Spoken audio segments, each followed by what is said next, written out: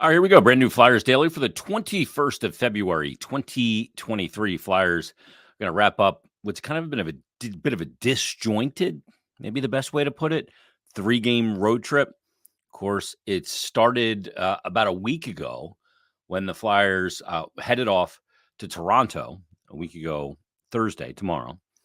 And they had that overtime loss, gave up the natural hat trick to Austin Matthews.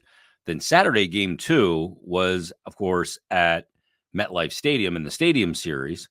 And then game 3 is tonight against the Chicago Blackhawks, their last trip out of the time zone. But they've come home after each game. So it's been a bit of a different kind of 3-game road trip. They'll be back in action Saturday at Wells Fargo Center against the New York Rangers. Then on Sunday afternoon, they'll be in Pittsburgh to take on the Penguins. Chicago coming into the game, 56 games played, 15, 38, and 3. They're in the bottom spot of the Central Division of the Western Conference, 1-8-1 their last 10.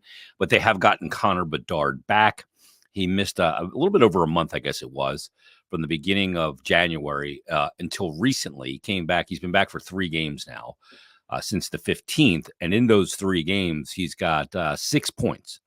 He's got 2 goals and 4 assists, and it's good to have them back. He's a guy that has gone some periods this year without points, but eventually he will be one of the elite players in the NHL. But a smaller guy, 5'10", about 185, 190 pounds.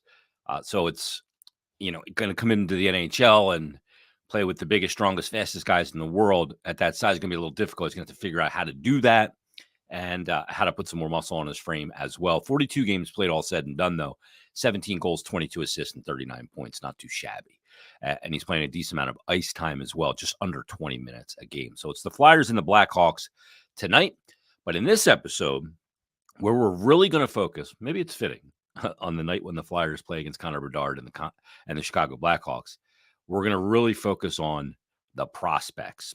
We're going to go for a trip around the world with Flyers assistant GM Brent Flahr, talking about everybody from Michkov to the goaltenders, Bjarnason and Kolosov and Zagragin, all these different players all over the globe. We're going to get a download, and we're going to do that right now with Flyers Assistant General Manager Brent Flahr. It is a brand new edition of Flyers Daily, and a great time to take a look at Flyers prospects with Flyers Assistant General Manager, fresh back from Europe. It is Brent Flahr. Brent, how you doing? Good to be back in North America, and ready to go down the stretch here. Yeah, it's been a crazy season, hasn't it? A lot of people didn't expect kind of what's going on the ice. But, Brent, I've made the contention that a team that shows a ton of resilience and growth with young players in particular, that can never be a bad thing, no matter where you are in any sort of rebuild or whatever.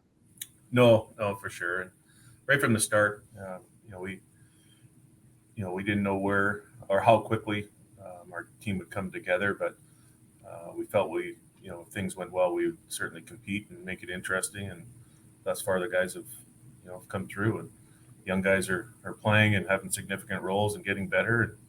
And that's the exciting part long term, is just to see where these guys can get to, and especially playing in big games, meaningful games down the stretch here. It's huge for their development. Brent, one of the things you guys look for in that interview process is character and resilience. And for guys to get it really early in their career and not be in an environment, a losing environment, it's something that I feel like those are really impressionable years, and they carry through their career. And sometimes guys can't just flip the switch. Okay, we're supposed to win now. But looking at character in guys is hugely important in that process of evaluation on maybe selecting a player. For sure. I think it's a huge part of what our guys look at. Mind you, we're looking at kids that are 17 years old. So we're looking at kids that are, not fully mature, not only physically, but mentally. And they come from different environments and different levels of play. So it's, it's not a perfect science when you're evaluating character or that kind of some of those traits are learned just like being around other good players. But certainly we want guys that play hard, play big in big games, and when a team's down, guys that'll fight through it and get back. And those are all things that our guys are hopefully pay close attention to, and those are the type of players we want here. Let's talk about some of the players in the prospect pool. Let's start right at the top with Matvei Michkov. What kind of reports have you gotten on Matvei this year and his play? He's had some really I don't watch a lot of his games, but I see a lot of clips. But Yeah. he seems incredibly dynamic and a guy that kind of just floats on the ice. How's his year gone? Yeah, aside from the health issues, once he's moved to Sochi, I think he's been able to play a lot and obviously produce and whatnot. He went through the pneumonia there, and it came back when he came back a little early, I think, and then he came back with a vengeance. So that was unfortunate, but he missed quite a bit of time. But he's back now playing and he's producing and whatnot. But he's as advertised, high skill, competitive, driven to score. He's kind of what we thought we were getting, and obviously we just got to bide our time here. Brent, is it the thing with him too, where he's a guy that it seems like when he's on the ice, he just wants to be a difference maker. He doesn't shy from that at all. No, he's been like that since I first saw him three years ago. As double underage and U18s, and he's driven to score like a lot of top players are, and there's other areas of the game where he's going to have to learn when he gets over here. But as far as the creating offense, and he wants the puck on the stick in big moments. He wants to make plays.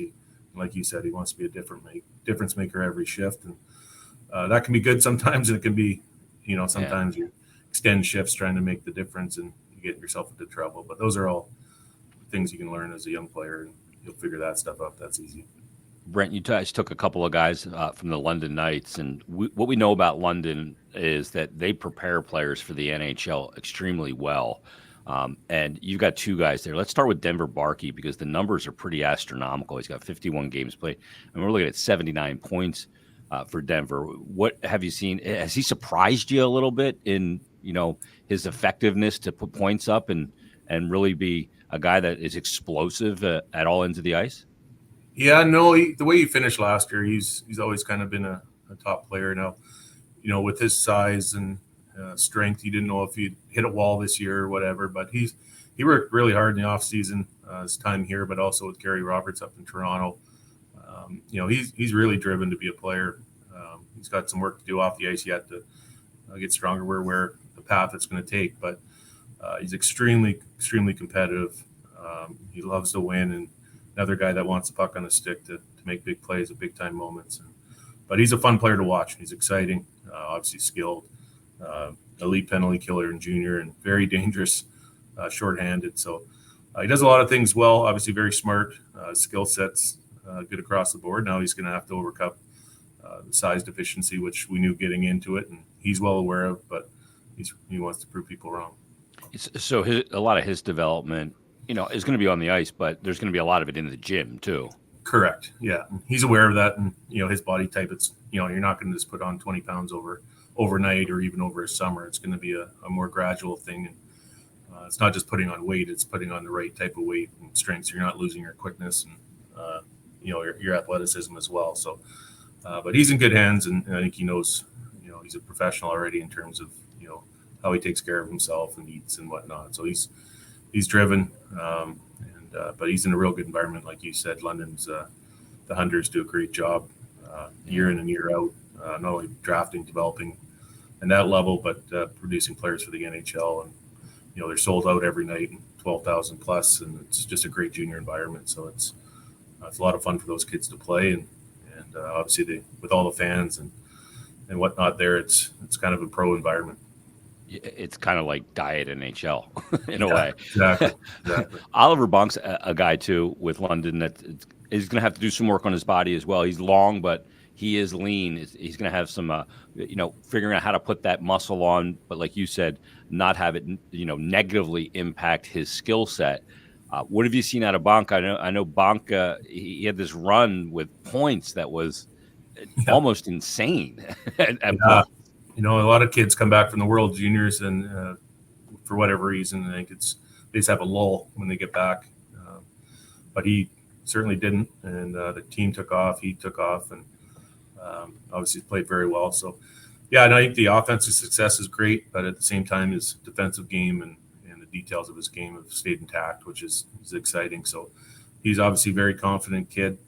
He made big strides last summer off the ice, and he'll continue to do that this summer as well. So he's worked hard, and yeah, a real exciting player for us. Brent, I think the thing with him, we saw him at rookie camp last year and we saw him in the rookie game. When you get to do that again this summer, you can almost put them like side by side and see a player's growth year to year, can't you? For sure. It's always exciting to see those kids come back a year later and sometimes 2 years later, like you're seeing Tyson Forster and these guys do now. It's Yorkie, and they become young men and young pros rather than young kids. So it's, but yeah, that's the exciting part of our job. And for you guys too, when you come to camp and you see these guys a year later and they're stronger and you're like, wow, what he's made it's a big difference in his game. So, but yeah, no, I think both those kids are very driven and they're in a good environment to get better. And I hope they'll both show well next camp. Let's talk about a few of your collegiate players. Let's talk about, there's a lot of talk about Massimo Rizzo. He puts up a lot of points. He's got 44 points in 28 games this year at the University of Denver. And he's a dynamic player, but again, the body type is going to be something that he would have to overcome. Yeah, but he's put on, since I started watching him as a young kid out in British Columbia, he's put on mass, and he's a lot stronger than he used to be. So he's obviously not the tallest guy, but he's fairly well put together now. He's a little bit older than these other guys. So yeah, he's having a tremendous year. He's banged up a little bit. He's fighting through an ankle sprain here the last couple of weeks, and it's been bugging him. But he offensively, he has the skill level to make plays and do a lot of things others can't. So obviously, he's got a part of his game. He's got some things to work on, but he's proven he's playing against top teams. They're a good team there, and obviously they've won there. So we had some intel from Bobby Brink when we acquired him as well. So, but yeah, he's an offensively gifted player, and we'll see where he fits when he gets here. He seems like one of those guys that's just been proving people wrong his entire life. Yeah. Brinker's like that too a little bit, isn't he? Well, you have to be. When you're undersized, sometimes it's. Yeah. I remember Brinker at high school level and thought he'd have trouble, and he got to high school and he dominated high school player. When he got to USHL, we thought he'd have trouble, and he ran off about 3 points per game there when he's 1 year. He's supposed to go back to high school, so it wasn't an issue for him in college. So it's kind of his path, but he's had to earn it every level, and he's aware of that, and he's doing it right now. So Alex Bump is a guy decided to take a different path collegiately, and he's at Western Michigan now. In 28 games, though, in his freshman year, 24 points. He's produced well. He's a guy that flashed at development camp as well. What have you seen out of Bump so far this year? I saw him I saw him before Christmas. So he's going. Western is another program that they do a great job developing. They make their freshmen earn it, which they did with him. He started on the fourth line, kind of worked his way up to the first line, and now he's scoring on a regular basis. So. But he's, as you probably saw in development camp, he's a goal scorer. He's got a real good brain inside the offensive zone, and they're making him a 200-foot player there now as well, and learning, how to play and have success at both ends of the rink. So he's in a real good environment. He's another kid that last year, from the previous year to the last year, he made huge strides off the ice, and that's a credit to him. He spent his time wisely back in Minnesota last summer. It's allowed him to transition into college hockey and smoothly, and he's going to be a big part of their program here for the next couple of years. Yeah, you can tell by looking at him that he's a guy that takes his fitness very seriously. Yeah, and I don't know if he did at first. I think it's just one of those guys that everything came naturally to him, but he's put in the time, and that's a good sign for us. Let's look at some of the AHL guys you got this season. And I want to talk about Tuomala because he's had a weird kind of arc here, Brent, in his pro career, from the pandemic, and he was with different teams and kind of bopping around. But he's had some stability this year in the AHL, and he's having a real nice year in those 46 games, 13 and 23 for 36 points. Is that stability really paid dividends for Tuomala this year, and knowing where he's going to be and not bopping around? I think that's part of it, but I do think it's. I was talking to someone the other day about him. It's all about confidence with him. I saw him last November. He was struggling. I saw him with the national team last November and met him after the game, and he's almost in tears. He wasn't happy with his game and where it was going. So I think, for him, it's just getting when he got over here, and I didn't know how he'd show in camp, and but he came in good shape. He showed well in rookie camp. He showed well in main camp and earned himself, a couple of exhibition games, which wasn't slotted. That was all earned, and Torts, identified him as a guy that deserved it, which is great. So, and he went down the American League right from the start. And again, I didn't know where he'd fit in the hierarchy down there right away, but he's just kind of took off and he kept going. So, this is the grind of the season where he hasn't played this many games, and we're in the grind of the schedule, so it's going to be hard for him, but it's a great learning experience for him. And it's because he produces, he's going to be a target for other teams every night, and he's going to have to fight through it. But that's what the American League's all about. Yeah, and knocking down that wall of playing more than you've probably played in your life, and doing it while everybody's hanging on you because you're a guy that can do damage is always a good thing. Let's talk about Andre, because he also comes over, Emil, and he really, had a good development camp, came in and earned some preseason games and earned some regular season games as well here with the Flyers. But sometimes, you do need to go down there and learn the North American game more. Is he getting that learning process, the right the intel that he needs to eventually, when next time he comes to the NHL, perhaps stick and stay? Yeah, no, it's been, I think when he first got down there, it was a bit of a grind for him. But he's a competitive kid. Obviously, he's a guy that wants to make impact every time he's out there. And I think part of it, the things he's learning is that, sometimes you just hit a single and let the game come to you. And, you don't have to make the great play every shift or every time you have the puck. But he is a competitor. He wants the puck on his stick, and he wants to make a difference all the time. And he's learning. He's a sponge when it comes to how to play defensively and, adjusting to the small ice and he's fearless going back for pucks. He almost likes to take hits, which we're trying to get him to avoid if he can, but it almost gets him into the game, I think. But he's learning, and I think it's been a great experience for him. And, it's just going to be hopefully down the stretch here, we play some meaningful games. It'll be great for him. He's got to make that Barry Sanders business decision. Do I let this guy hit me, or do I just step out 1 yard shy? You got to make. He hasn't learned that, or he doesn't really. I think he just doesn't mind taking it, which is fine sometimes. But just for your longevity, and it's a lot easier on your body sometimes, just moving it and getting out of the way. Yeah, I saw him get step into a guy in one of the NHL games, and he was like, "Okay, that's different." He kind of dropped off. There's some big guys at this level, and obviously the pace and everything. So, but like all these first year guys over, and it's a lot different game overseas, and it's a good game over there, but it's a lot different, and the grind of it, it's a learning experience for sure.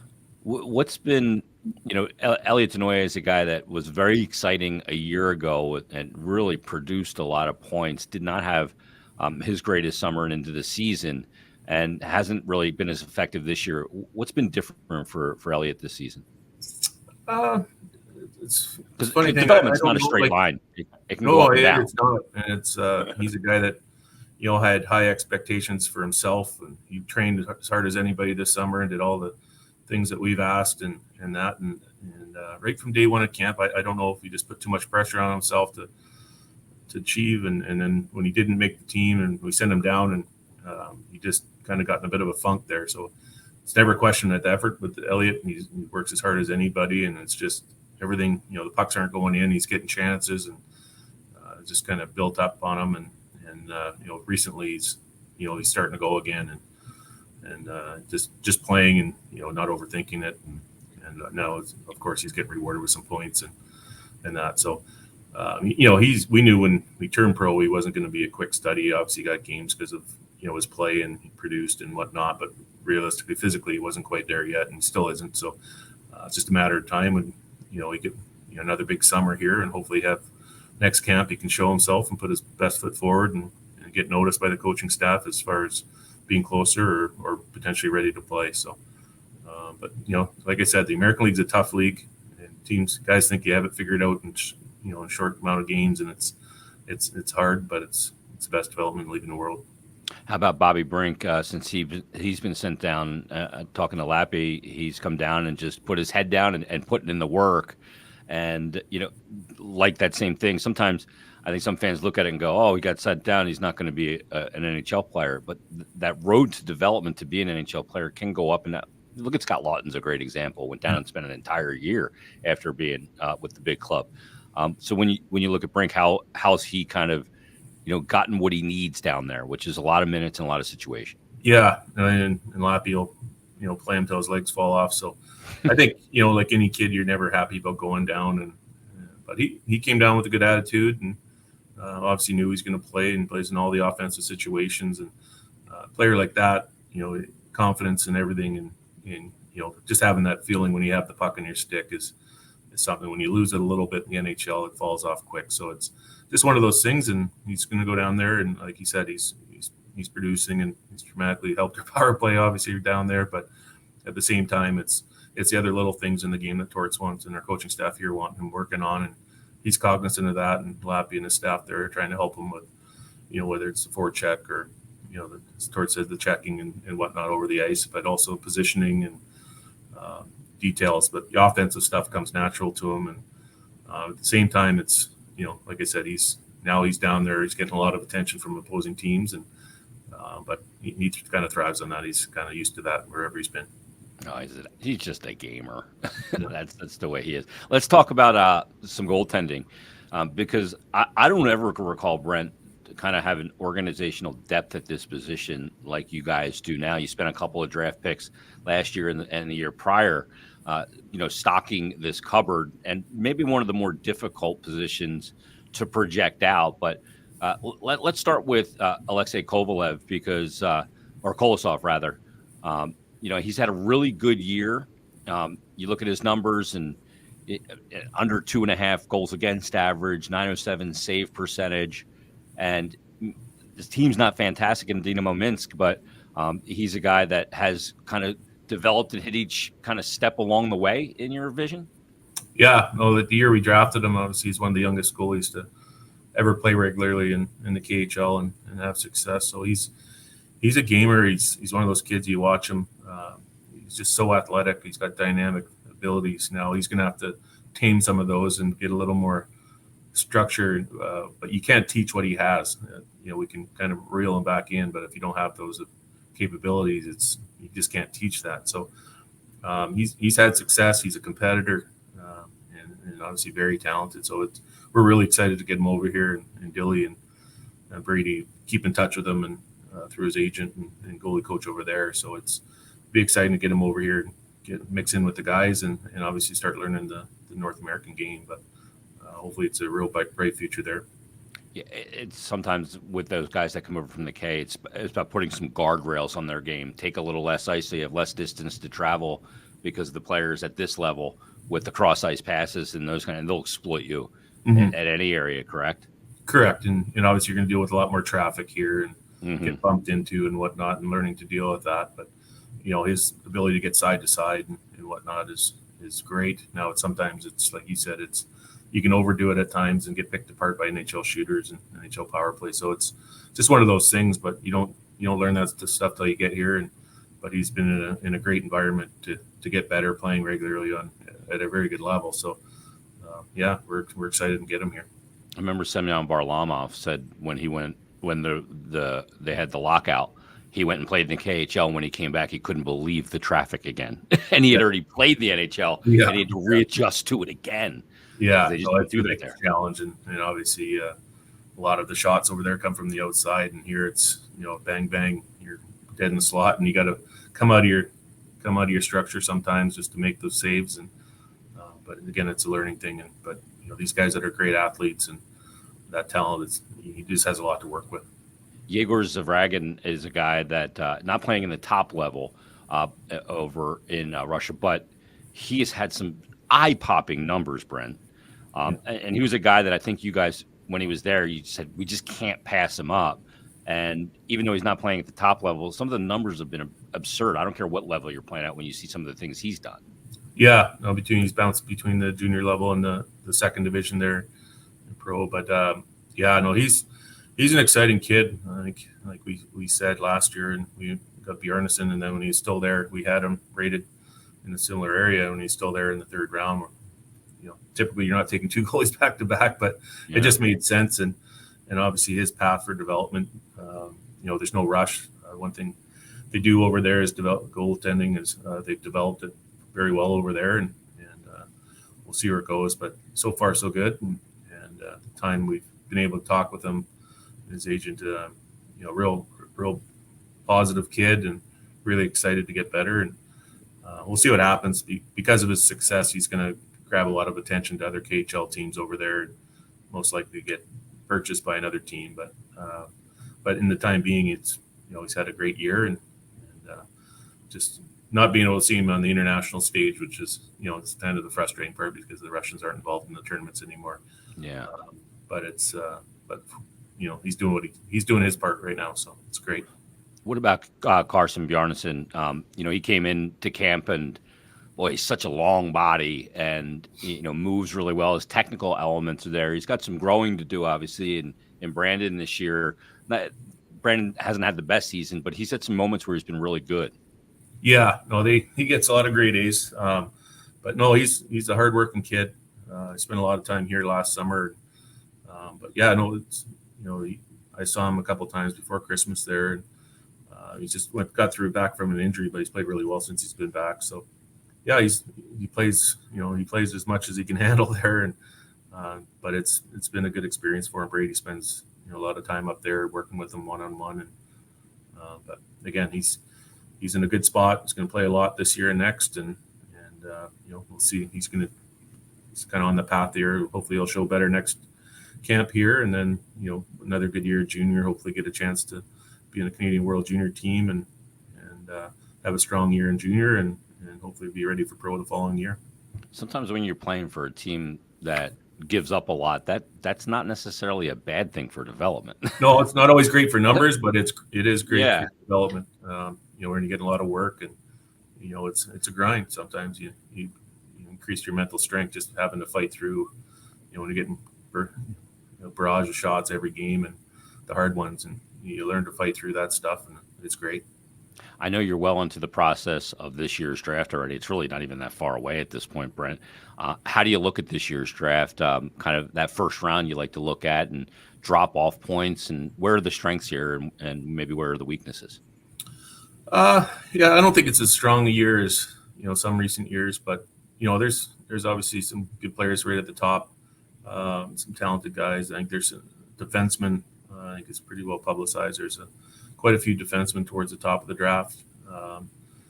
There's a lot of different type of guys. Some of the centermen are maybe smaller, but there's some intriguing guys like outside of the normal. There's some kids in Canadian high school. There's some high school kids in Minnesota. There's kids in college. There's OHL, the junior, and Norwegians this year. I was just in Norway, and so yeah, wow. It's an interesting draft where there's it's not your typical just drafting out of OHL and Sweden and Finland. It's there's some real good Russians as well. So which is a challenge for us to obviously we do all your work through video, and then obviously we have Kenny over there that sees them live. But it's always a challenge when you're reading and trying to compare and try to put guys in order that you haven't seen live. It is a challenge. That's funny because sometimes you see there's one guy that garners a lot of headlines in a place like Norway, and now all of a sudden other people get exposed to other Norwegian players. It kind of happened with Germany, right? And Draisaitl, and all of a sudden you had this run on German players in the NHL. Yeah. They developed, for years with Cider and all those guys. And I know it's a few years, and sometimes it's cyclical. Sometimes it doesn't happen very often, but Norway, it's been a while since I've been there. So it's good for hockey. Yeah, no doubt about it. It is the most international sport, players all over the world. Brent, this was great. I know the fans are really going to enjoy the update and everything else, and appreciate the time as always. Enjoy the rest of this season, and we'll talk in the summer and as we get ready for the draft and everything that goes along with it. Thanks for doing this. No problem. Anytime. Thanks to Brent Flahr for taking the time on this episode of Flyers Daily to break us down, get us up to date on all the Flyer prospects all over the globe. And thanks to you guys for listening and watching as well. We'll be back tomorrow. We'll recap Flyers Blackhawks and much more tomorrow on a brand new episode of Flyers Daily.